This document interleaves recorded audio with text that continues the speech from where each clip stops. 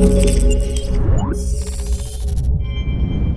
what's going on guys, Arekkz here and welcome back to another Destiny video. It's here, it's finally here, Rise of Iron has gone live and no doubt many of you guys are currently ascending Felwinter Peak as I speak, and I personally can't wait to get stuck into all of the cool stuff this week.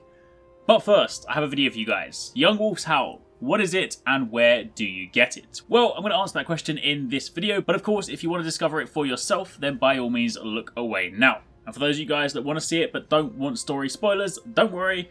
While obtaining this thing is tied to the story, I'm going to leave out any story details so you can still enjoy that for yourself. So if you do enjoy this, then like would be super appreciated. Comment down below, let me know your thoughts. Now let's get started. So to begin with, the Young Wolf'd Howl is an exotic sword, and it's probably the coolest exotic sword to date. To begin with, this is what it looks like. In keeping with the whole Knights of the Round Table feel that you get with the Iron Lords and the Iron Gear, it's a straight blade with the Iron Lord sigil glowing in fiery hot orange and yellow at the bottom, and the hilt is wrapped with what I assume are leather straps and some sort of fur, similar again to the aesthetic for the Iron Lord weapons and the Iron Lord gear. However, it doesn't end there. This sword also has two ornaments. The first one is called the Wolves Remember, and it turns the entire blade black, whilst the hilt still maintains this bronze colour to it. And on the flip side, you have what is personally my favourite ornament of the lot, Born in Fire, and this returns the blade to silver, but has cracks all over it with fire pulsating through it as if the entire core of the blade is just swirling molten lava. However, the inspection screen doesn't quite do this weapon justice. If you've ever owned any of the old exotic swords, or legendary swords for that matter, then you'll know that they look different in game when they have their respective element pulsing through. So, if I then quickly jump over to the weapon in the open world, you can firstly see that the base weapon, no ornaments applied, actually glows in this fiery orange pretty much all the way to the top, as if the blade's been heated during the forging process. Then if you look at the black blade, you'll actually get this really cool orange glow around the edge, kind of like some sort of fiery lightsaber. And finally, once again my favourite one, the cracked blade. Again, you see the swirling flames in the cracks, but also again the blade glows orange. So, all in all, super cool. We'll get to some gameplay shortly, but first let's see what this thing can do. So, it goes without saying that this weapon deals solar damage. You then have your regular sword strike on R1 or RB, and your guard, in this case Solar Forged Guard on L2 or LT. Tempered Light increases your armor whilst wielding the sword. Then you can choose between Scabbard for more sword ammo or Thrive by the Sword for more super energy.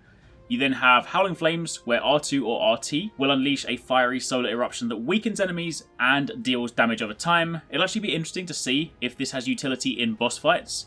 Kind of like the Sunbreaker's Titan Melee, Melting Point, due to the weakening mechanic, will likely result in the bosses taking more damage. But unfortunately, I didn't get a chance to test that while I was in Seattle, so that's definitely something that I'll be testing out more today. And then finally, options again for increased ammo or increased damage for your R2 or your RT attack. And obviously next to that, the two ornament slots. And if you want to know where the ornaments come from, the answer is Radiant Treasure. Currently, it seems you can get one of these per week from the Siva Crisis Heroic Strike playlist, plus you can buy them from Eververse. But if you inspect the Radiant Treasure box, then right at the bottom you can see the two sword ornaments. So, with that out of the way, let's now take a look at some gameplay. In the background, I'm going to switch over to me running around in the Plaguelands, and you can actually see the sword in action. And while I'm doing that, let's now answer the question, how do you get it? Well, it's actually pretty simple. You complete the main campaign. There are 5 missions to do, and upon completing the 5th, you will then round out the cinematic side of the campaign, and at the end, you'll be presented with this sword. Obviously, if your inventory is full, it goes to your postmaster. But yeah, it's really that simple. There's not an elaborate series of steps like the Sleeper Simulant or a painfully long quest chain like the previous exotic swords. It's literally complete the 5 Rise of Iron campaign missions and bam, you have the sword. And just in case you want some sort of checklist, then the missions are King of the Mountain, the Walls Come Down, the Plaguelands, Download Complete, and the Iron Tomb. Once those are complete, the sword is yours. And there you have it. That is the new exotic sword, Young Wolf'd Howl, and that is how you get it. Hopefully you guys enjoyed the video. If you did, then a like would be super appreciated. Also, if you guys want to keep up to date on all the Rise of Iron coverage this week, then YouTube actually made it even easier.